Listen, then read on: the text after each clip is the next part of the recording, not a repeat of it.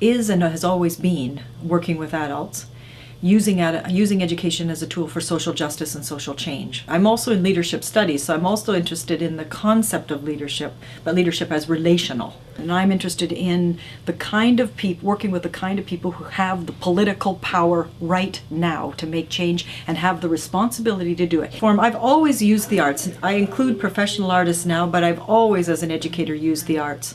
So they go away. The students, for example, have a very difficult reading, such as Foucault and his ideas around power and knowledge. And I ask them to come back and perform that in a skit, or to sing a song about it, or to create a poem or a short story. And it lightens this can be very, very heavy reading, it can be very difficult concepts, but it lightens it and enables them to play with these ideas. The arts are, I think, what transforms the classroom, and I use them all the time. Activity that I include, or the other paper that I include, is called a learning journal. And if they're afraid of the art, they can simply type up what they're learning through the readings.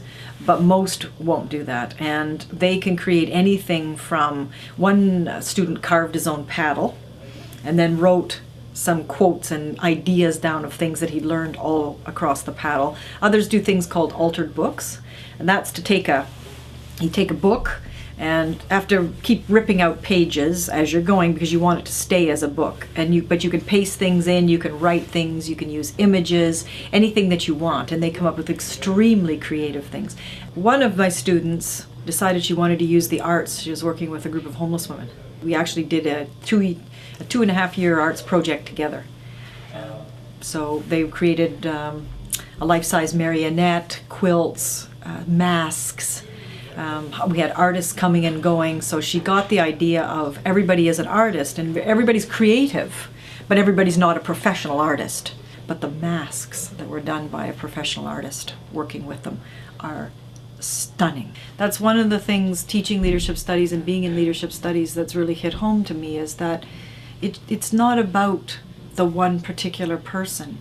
It's about the relationships and the process that's developed. So I don't think that I, in my class, transformed any of those students. I think the ideas and what happened in that classroom transformed those students.